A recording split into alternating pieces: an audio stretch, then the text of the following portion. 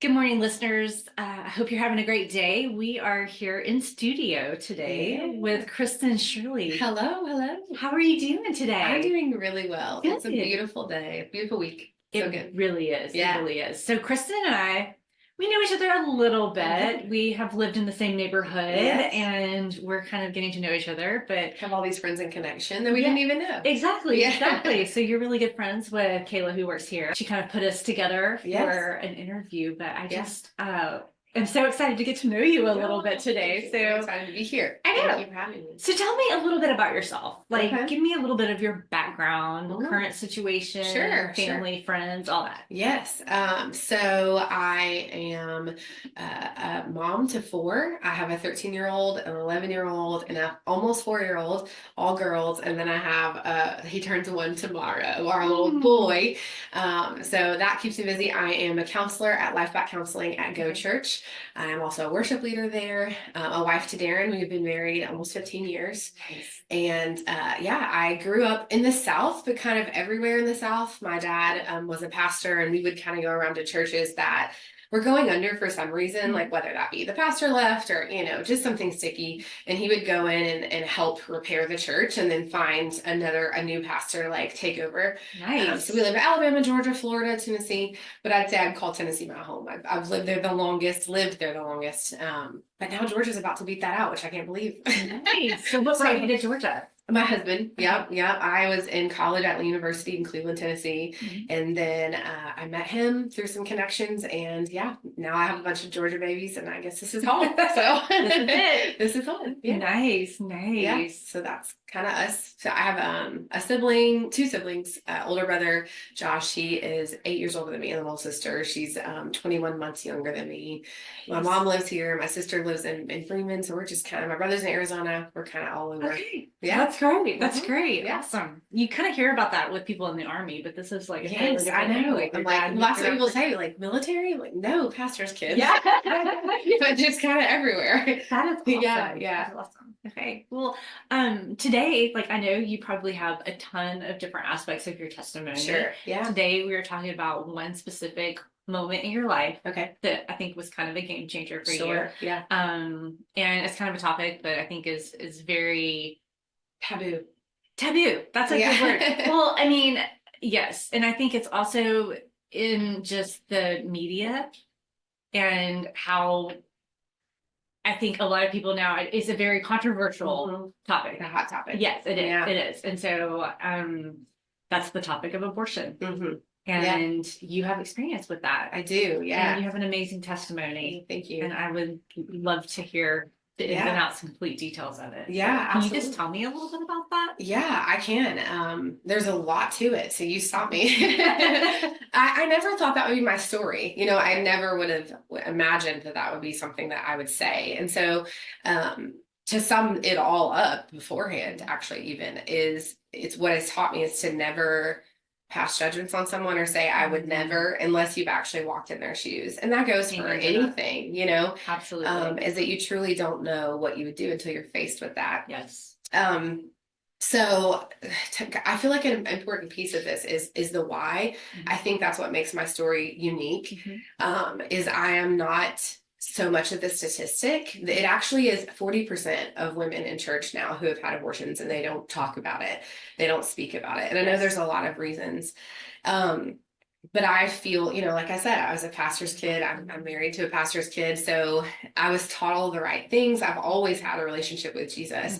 But I feel very passionately about speaking to this generation.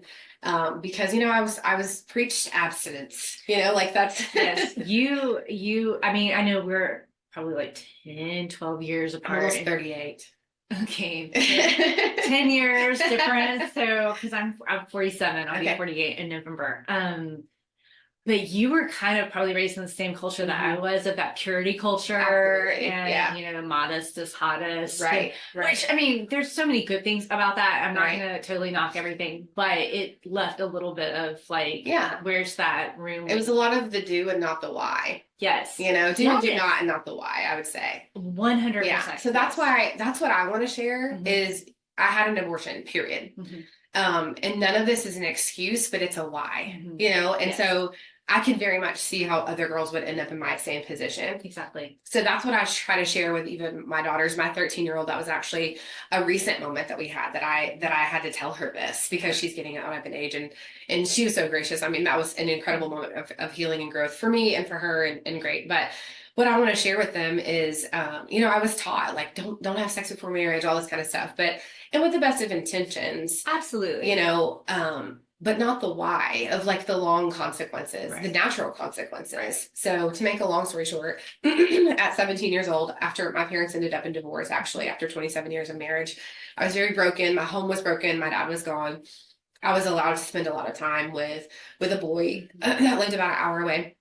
And so I lost my virginity to him. And I know now, obviously, that it was a search for fulfillment Right. in somebody else, that I had this God-shaped hole, this daddy-shaped void, that I was looking for comfort in someone else. And so, foolishly at 17, that's your first love. You think, this is it. Right. We're going to be married. Right. Oh, yes. I mean, you have all those hormones going. Absolutely. And you can't see past that initial moment. He was the be all end all. Yes. So, he lived about an hour away from where I lived, and he broke up with me a week before senior prom, which was amazing. Oh, no. No, I was broken, devastated, Yes. I don't remember what the statistic is, but it's like by the age of like 22 or something, the amount of divorces that the average young adult has gone through is what it feels like emotionally. Because I think we do underestimate that as well in being the young adults, of how much of the feelings are real and valid. So his family forced him to break up with me because I was not going to go to college. I was going to move where he was. And they were like, you're going to ruin her life. And they were right. They were right. Wow. But, it seemed very Romeo and Juliet type thing, Yes. So I was devastated. So I went to college angry. And I started making really poor choices to just try to fill that void. Yes. I had a pretty consistent guy who I know now was emotionally, mentally abusing me. And would never make a commitment to me, but just used me for my body, quite frankly. So all that happened for years. I also think an important piece of this is I have polycystic ovarian syndrome. So my time of the month has never been normal. All of that has looked really different for me. Okay. So that's an important piece too, that I'll come back to. But I was just reckless, like making really bad choices because I was angry at the world. I was angry at my family. I was really disconnected from them, and then what this guy did to me. And I was at a Christian university, like where you think is like the bubble, but you can find trouble anywhere. So just making really bad choices. So fast forward to I met my husband. And we also started making really bad choices. We met in February and married in October. That just gives a really fast snapshot synopsis of that. He was a night shift cop who also had baggage from previous relationships. We were both just two really broken people who I feel comfortable saying, he's heard all of this. We've talked about it. We've had counseling. Of course. That probably shouldn't have been married in the first place. Like we got married for the wrong reasons. Again, looking for fulfillment in each other, which we couldn't get. So we got together. I quit school. I moved to Georgia, started living with him. And I can't even remember how, but I suspected that I was pregnant. And so I didn't have a job. I didn't have any insurance. So I had to wait till, is it Medicare or Medicaid? Whichever one's not for elderly people. I think it's Medicaid. Yeah. I want to say it's Medicaid. Okay. Yeah. So I had to wait until that went through. To go to the doctor. So that took a while. I'd say about 8 weeks, I'd say. Okay. So we told people, we weren't proud of it, but we were getting married. We were already engaged anyway. So we were like, well, this was not our plan. Right. But it is what it is at this point. Which was hard, the shame on our families, and it's such a small town where he's from. Right. So fast forward to, I finally get to go to the doctor. And I am laying there on the table, and I'm not a small framed person either. So I was shocked, and he was shocked that I was much farther along than was even possible for it to be his child. And we didn't talk about it. I instantly knew because so we had started dating, and then he broke up with me, and I went on my very last spring break at college, and that's when this happened. This guy that had been abusing me for years. And I slept together one last time, and that was it. And again, like, why? Because I had been reckless for so long, like in that, it just was the perfect storm, I think I'd say. Right. And so we went back home. That night was one of the worst nights of my life because my husband had also been really hurt, and we were not married at this point. Had been really hurt in previous relationships, very specifically in this way as well, that it felt like cheating. And it wasn't on paper, but not for 1 second until that moment did I ever imagine that it was not his child. Ever. I mean, but that would be cool. I have no reason to hide that, right?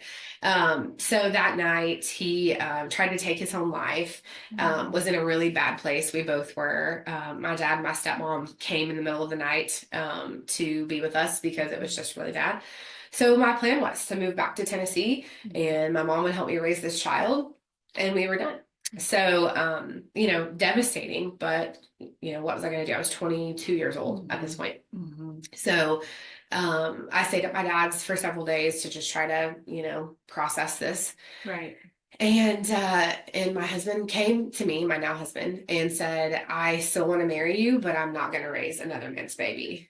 And so, so that's something, again, my very, very broken self. I can look back to that 17-year-old girl who gave herself away and constantly felt rejected. And in my eyes, he was my savior. I know that seems extreme, but it doesn't. I mean, it doesn't from everything you're talking about. And I think that so many people, I know our audience is majority older, but we do have some younger listeners. And I think that what you're talking about, that moment of being heartbroken in college or high school and reaching out in a million different ways and being reckless with yourself because you don't feel like you're worth protecting. And so what you're saying, it makes sense. It makes complete sense. Like we look back on it, 15, 20 years later, and of course we see it through an older, mature, perspective lens. Hindsight's 20/20. Exactly. But what you're saying in that moment,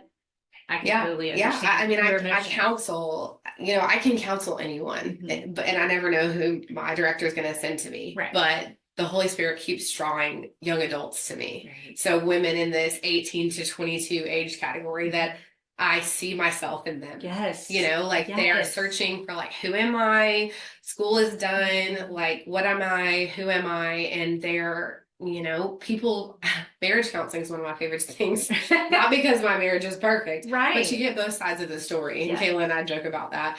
But I really see that so many people get married for the wrong reasons. And that's because they think this other person's going to fulfill them, be their everything, and fix everything. And that isn't the case most of the time. So that's what I thought, and he didn't come right out and say, have an abortion. But that was the choice that I felt like I had. He's going to be the only guy that ever wants to marry me, which was a lie from the enemy. Right. And if I don't do this, what other choice do I have? So it was my choice. I take ownership over that. Did he play a role? Absolutely.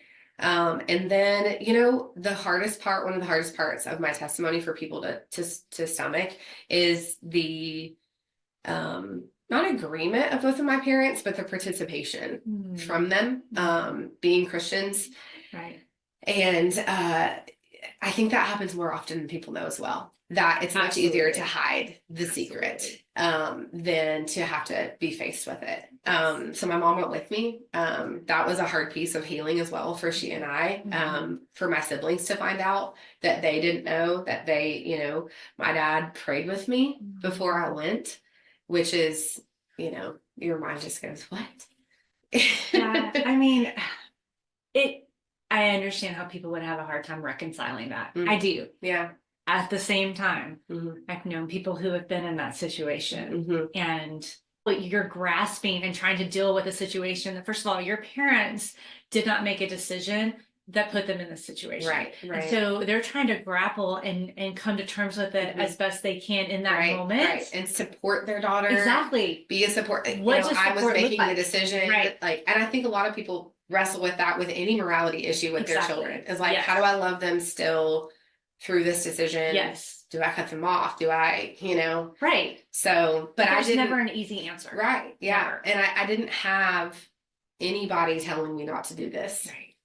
And so I don't know, excuse me, I don't know if I would have made a different decision because I was so extremely blinded by the fact of tunnel vision. Yes. I had my wedding dress. I want to get married. Right. This was an obstacle in the way of your future happiness. Absolutely. Yes. So I went through that, and I didn't know until I got to the center, and was given an ultrasound that I was going to be having a late term abortion. That piece was also a really difficult part to heal from, because when I had my first daughter here on earth, about 18 months later, that it would have been a very viable baby. Like, it would have been, if she had been born here on earth, she possibly could have survived. And that's, I don't know how grim or graphic we want to be, but even just thinking about her, like her little body, what was done with her, afterwards. And, it's those things when they come in the media that haunt you, of having to think about that. But in those moments, you disassociate, from your body. Absolutely. Because you can't imagine, and in the lack of verbiage that is used on purpose. And that's the difference in my story too, is I knew full well what I was doing, but it made me even more angry and healing to know that there are so many lost women who are being lied to and told that this is just a fetus, this is just a mass of cells, and they don't truly understand what's happening to them. It's intentional. The doctors, the nurses, everyone that is involved on the selective words that are used to not place any blame, guilt, shame, for you to really be face to face with what you're about to do.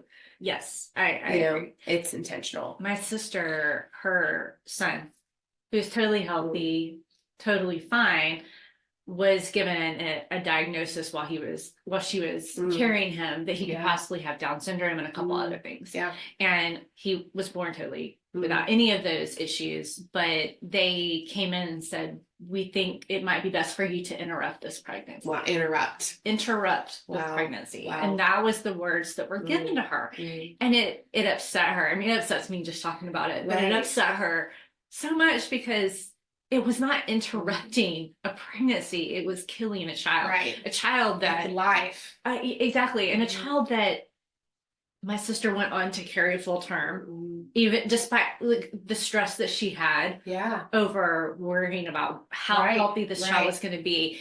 And then after having him and realizing that he was totally fine, the anger that came of like, these people were asking me in a way that made it feel okay for her, and it obviously didn't. It is deception, and it's hard. And like you said, there are so many, because she was in her 30s at that point. There's so many young women who go in there, who are lost, who don't know a lot, who are scared, and all of these things. And when you have someone patting you on the hand and saying, it's okay. Like, let's just interrupt this pregnancy. Let's just, let's put can take care of this. Yes. Yeah. Those are, like you said, they're very intentional words, and they're used in a very nefarious way. And that's a memory that sticks out to me, is it was standing room only in that waiting room. There were so many women. I mean, and a girl, the one that sticks out to me the most, I have chills talking about it, but she was so little. She had to be like 14, 15, such a small girl, and the size of her stomach carrying her baby. I mean, it was jarring, but again, disassociate, don't think about it, head down. Do you want me to talk about the procedure in itself, or what would you like to talk about today? You absolutely can. I think because again, I think that's a part that is not talked about, and even for people making the decision of, God is, has reconciled me with this and restored. But there are just simply, because I live here on this earth, portions of my story that I can never forget. And to have to spare somebody else, if this gets out to one girl who's considering this, to know truly what happens, I agree. So obviously I was a little further along, but they turn the screens away from you even to make sure that you don't catch a glimpse of your child, right? So that you're not connecting that. So I was given a shot right into my stomach to end my baby's life, to stop her heartbeat. And then Cervidil was inserted. I didn't know, again, until I had my first daughter, that I was in full on labor. Like, I labored in a hotel room with my mom all night long. I labored. I had contractions all night long. Oh, wow. And I had never experienced that in my life. So they brought you into the clinic, gave you the shot, and then sent you home, and then the rest of the procedure was done later. Yeah. I went to a hotel nearby and labored all night long, because your cervix has to open enough for them to take your lifeless child out of you the next day. In that moment, her heartbeat stopped. She passed away that day. But I didn't have her until the next day. So I go back in to a cold, empty, sterile environment, bright lights, cold metal. I'll just always remember that, and being wheeled into there to then be put to sleep, to have my child ripped from within me. The next memory that I had was waking up in the recovery room, which really sticks out to me too, because it was like a factory. It's almost like just a factory of, like, they do this every day. It's just no thing to them. And it was, again, like, every bed was filled. There was curtains separating us, and the moaning, the cries, like, just everything that you could hear in that room. And the first thing that I saw when I came to was a girl, like, being led to the bathroom with just blood just pouring from her, just a trail of blood just pouring from her. And the same story was mine, because of the trauma that we just incurred, like what just happened to us. So I went home, and we didn't tell. We told everyone that it was a miscarriage, because, again, this is the unforgivable sin. This is the sin that you don't tell other Christians because you're so afraid. Like, I actually didn't even tell my brother and his wife for about 10 years because I for sure thought that they would disown me, shun me, never talk to me again. So it was a thing that we didn't talk about. So I went home to grieve very much alone, because my husband wasn't going to talk about it. He couldn't take any responsibility or ownership for it for a very long time. But to grieve my baby. And that's the other thing that people don't realize is about women who go through abortion. It may not be now, it may not be for 10 years, 20 years, 30 years, 40 years, but at some point in their life, they're going to grieve their child. They may even walk through the grieving process and not realize that's what they're doing. Right. But you're grieving a life. At some point in your life, you're going to realize, like, this was intense loss.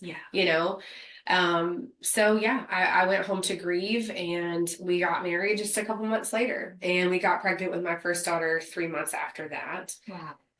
Which I know now as well that was very much a band-aid to try to fix our very bad relationship, and let's throw a baby in the mix. So that is that's that portion of the story. But what he's done since then, I think, is the best part of my story. But it took a while, my in-laws ended up finding out, excuse me, in a really bad way, because we had a really bad relationship. And, to hurt me, he exposed me to them. And so they found out, and that was really, really hard. But little did I know that my mother-in-law would be the first piece of my healing journey. Because I felt like we went to their church, and I felt like that it was always the elephant in the room that nobody talked about. Right. And it's small town. So news spreads like wildfire, you know. I very much felt like the woman at the well type situation, you know. But why would you not? Like, that's a perfect example. Right. Yeah, exactly. I was being shunned by people that, nobody would talk about it. Nobody talked to me about it. So fast forward several years, and we went on a women's retreat to the beach, and the Holy Spirit just moved upon my heart to pull her aside and talk to her about it. And we cried together. I asked for forgiveness, and she said, this doesn't define you. You've got to move forward. The Lord has forgiven you. I forgive you. Yeah. and this doesn't define who you are. It's time to change the story. So that was healing for me. We moved to Coweta County shortly after. And I had a friend who works for the Chamber of Commerce in Haralson County that said, you should visit Coweta Pregnancy Services. They could offer you some counseling. And so I went there and I got some counseling. And that was the first time I ever told this story, because I had lived in shame for so many years. Right. This deep, dark secret that was eating me alive, that was eating our marriage alive, because we just pretended like it wasn't a thing. But with each, I was triggered often, you know, and with each birthday of my daughter, with the summer months of knowing when my daughter was supposed to be born, it was very triggering. So one of the hard facts to think about is my oldest daughter here on earth and my daughter in heaven would be almost exactly a year apart. Oh, wow. Yeah. Same calendar month and everything. So that was, you know, something to process. Hard. Yeah, absolutely. To think of her. I think of her often. I'll get to that part of the story as well. But so that was the first time I told my story. And healing started to come. I told my brother. That really brought a lot of healing to my husband. He was able to reach out and finally talk about it as well. We healed together. I saw the Abby, gosh, what is that movie called? Unplanned. Yes. Yes. Everyone needs to watch that movie. I agree. It was amazing, but that was a huge moment for me, because something that I've been praying about for a long time is that the Lord would tell me if it was a boy or girl. And I know it's a girl. The Holy Spirit gave me that gift. And to name her, because I know that's a part of the grieving process as well, is to like actually have like a little service ceremony for your child. But I really wanted to be able to name her first. So I was watching this movie at the theater at NCG by myself. There was 3 other women in the theater, and that's it. And they were all sitting out together. And that was a God moment, because I needed to process this by myself. Yes. So I'm sitting in the theater. Oh my gosh, the prayer that she prays at the end of the movie over all of her children. I mean, I was just broken. It was really hard, but in a good way. It was a good hard, you know?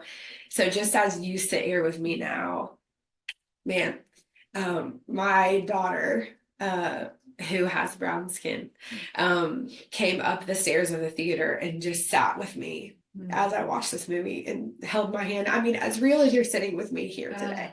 So it was a pivotal moment in my healing for sure. So I went to the car and I Marco Polo'd some of my friends at the time and just had to tell them, you know, because it still was not even a thing that I talked about with my parents, because that was a very sensitive subject with lots of people. But I had this real experience that I can see her face now. I know what she looks like. I know who she is.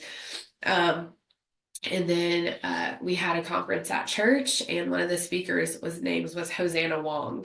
And I knew that's her name. So her name is Hosanna. And she is, will be 15 years old this year. You just view heaven as a different place when there's somebody there who you've never been able to meet, who you so long to meet. Yeah.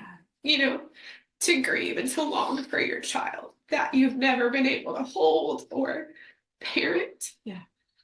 You know, that's the hardest part of this, is I'll never get over, you know, but I have the hope of heaven that I get to be there. I read, you know, early on in my journey, actually, I read the book Heaven is for Real. I don't know if you've ever read that, but the little boy like meets his sister who was miscarried actually in heaven, and she didn't have a name.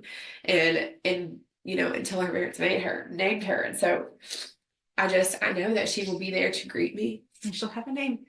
And she has a name. Yeah. Yeah. So I get to be her mom there. You know? Yeah. So anyways. I think that's such a beautiful part of your healing, because I think people in this journey, they end it at that abortion. Yeah. And they don't move forward, and they don't peel back the curtain and take a look at the ugliness that it creates for them. Right. Because it's too painful. Absolutely. And you said earlier about your mother-in-law saying this doesn't define you. Right. Sorry. It's okay. What do you say to those girls who are letting this define them? Oh, yeah. Those girls who were girls then, and now they're like 35, 45, 55, 75. What do you say? Like, how how do you move past that? How Yeah. do you get it to a point where it's not what defines you? And I say that knowing full well that these women don't walk around every day going, oh, Correct. like Yeah. this is what defines Yeah. me. But you let it define you in ways like, I'm a mess up. I screw up You all believe the the time. lies. You believe the lie that that I am the person that everybody looks at in the family and Right. thinks, oh, Right.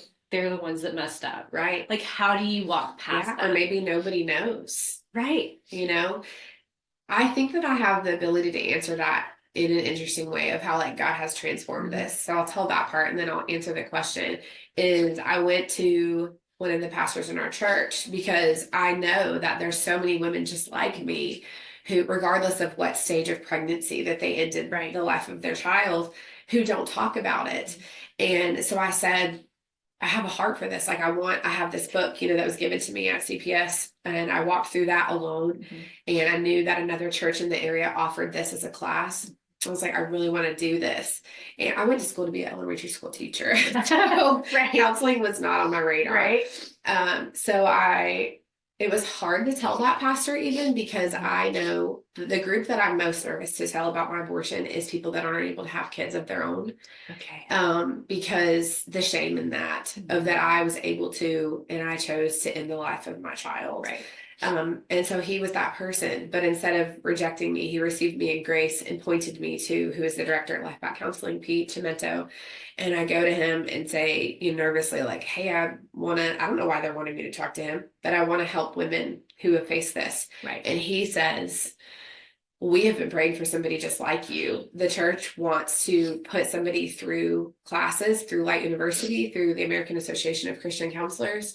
And we have so much more that we want you to do than this. Like, that is great. Do that for sure. But we have this. And that just, the goodness of God. I can hardly sing goodness of God because of his faithfulness to me and how he has taken like this, the most shameful moment of my life and turned it into a miracle, and how he gives us even more than we can ever ask, think, or imagine. So I sobbed in my car because like how he has just woven my story to be that of redemption, So through that, I now have the first speaking engagement that I had. I was able to do an interview with my brother who went to school for psychology and then ended up working for the largest pregnancy center in Arizona. Choices. And he started working there before he even knew my story. Oh, wow. And so like God took that and we did this crazy interview, and I got to come to their gala, their fundraising event, and they showed our interview and I got to sing I Speak Jesus to them and tell my story. And then I've gotten the opportunity again to speak at the gala for Coweta Pregnancy Services just this past fall.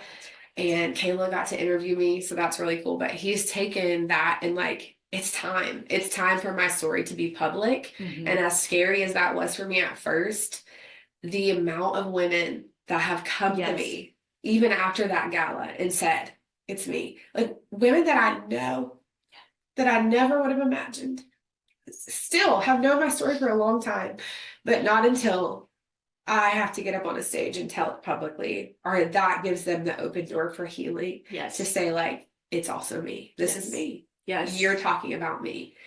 And so that would be the answer to the question, is as uncomfortable and really hard as that is to start talking about it. I'm not saying doing what I'm doing and like going on a public stage, but telling one trusted person, going to your counselor at your church, you're one of your pastors, telling somebody, and to start that healing process. Because even if you've disassociated, blocked it out, stuffed it, pushed it down, it still needs to be grieved.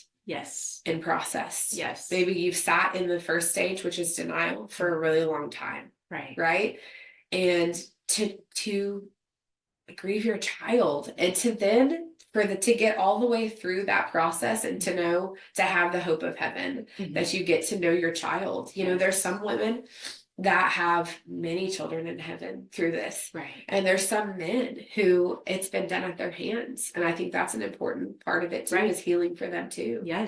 But how do I make it not define me, is just that. Stop giving the enemy power through shame and guilt. Amen to that. The hardest part is bringing darkness to light. but the healing, the freedom, the bondage, the chains that fall off of you, because he's been keeping you there. Mhm. Like I was bound to the floor, if I had to imagine it, with chain links on my hands and feet. Yes. And then the moment that I'm like, I'm not going to allow you any longer to have power over me Yes. through something that was so dark that you meant for evil, and the Lord has turned it for my good. Yes. To speak to other women, to Yes. bring about healing to them, to maybe save the life of other babies, because Absolutely. through my story, they will make a different choice maybe than I have made. Absolutely. So to get to partner with pregnancy services centers, and to be that person, like I will come. Like if you have somebody there that is considering it, I will come. I will speak to them. Yes. I can be an advocate for that, for these lives, for these women to not have to then walk through life with this trauma. Yes. But yeah, that's how you don't let it define you, is you make the choice to not let it define you any longer. I love that. By telling somebody, you know, a trusted person, but somebody in your church, somebody in the ministry, somebody here, right? They can come and see one of y'all. Yes. Come and talk to Kayla, come and talk to me. Yeah, you know, I do virtual visits, but that's a large part of my ministry, is I want to be able to walk with women through this, because a lot of them believe it doesn't hurt. It doesn't bother me, right?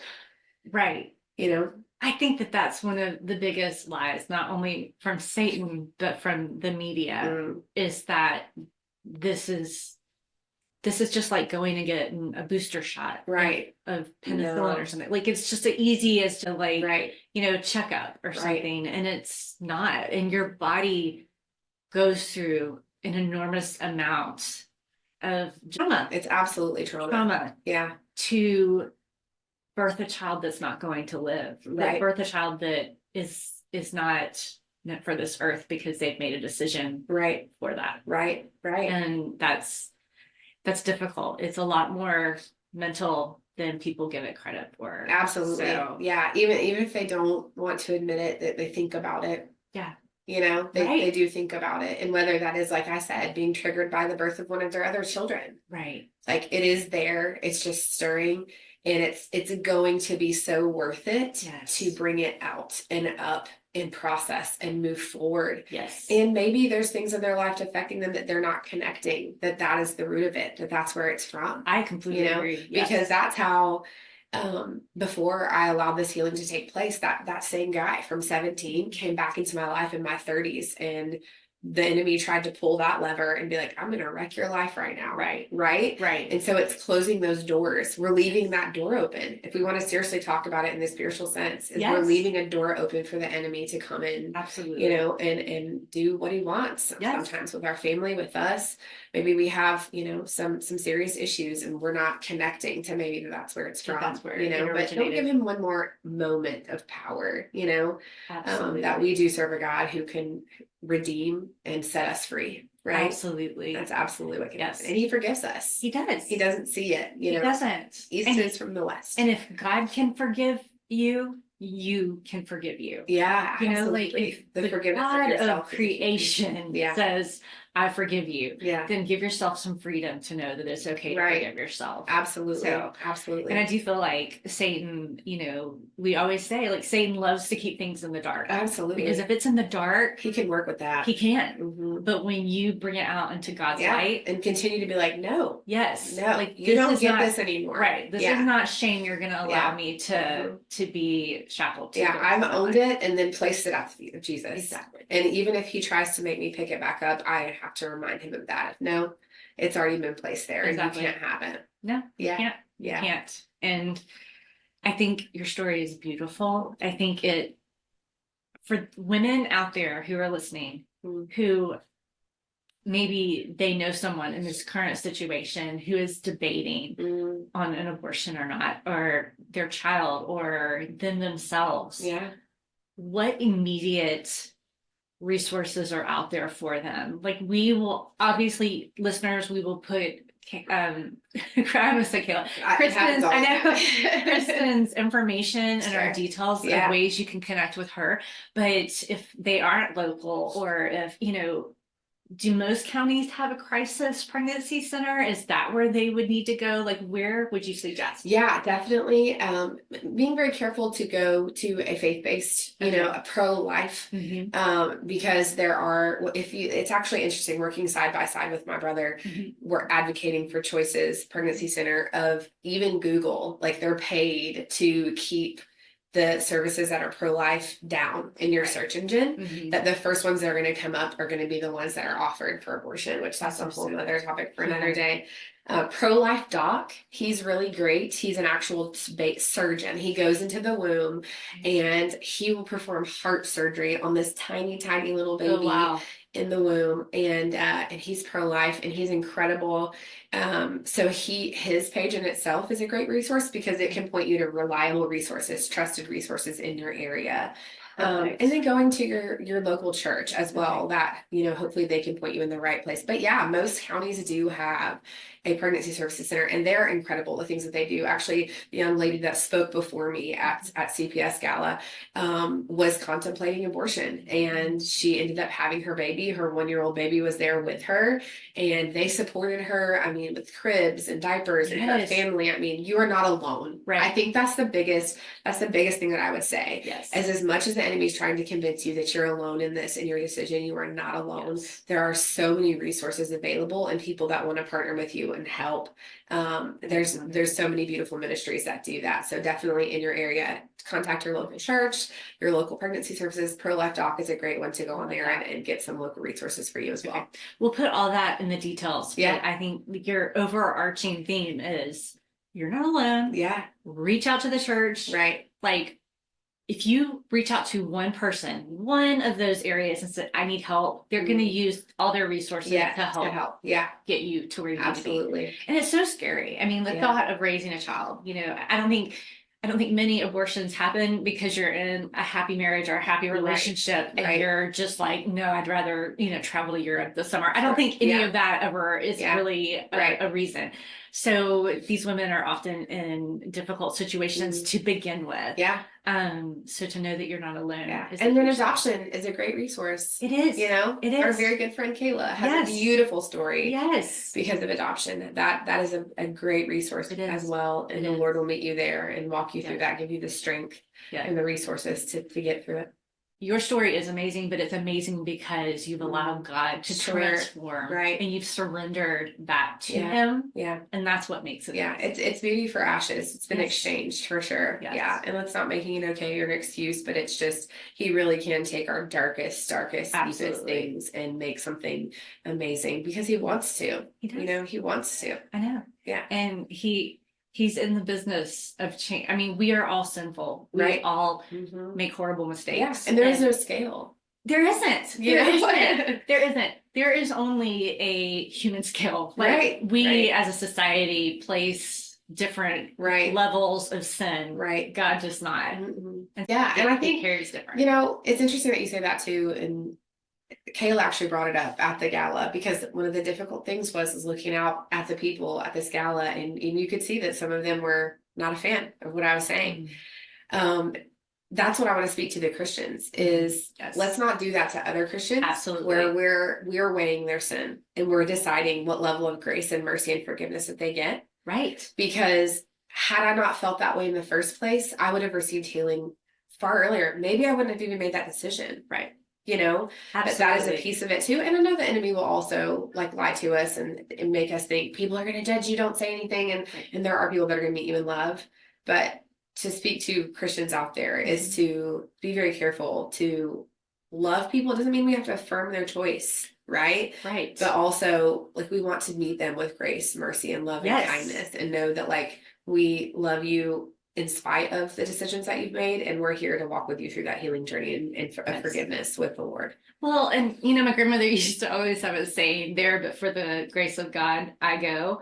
I mean, it's true. All of us can look at someone and judge them for their sin, but you don't know what their life is like. You haven't walked in their shoes. That's exactly You're very blessed that you weren't raised in that kind of home or you didn't have this kind of opportunity or whatever. Yes. Yeah. And so you can't really look at someone and judge their decisions because you don't know exactly what they've been through. And so ending note, please I think that's sometimes what gives our church maybe a little bit of a bad rap. But let's be Jesus, not religion. Thank you.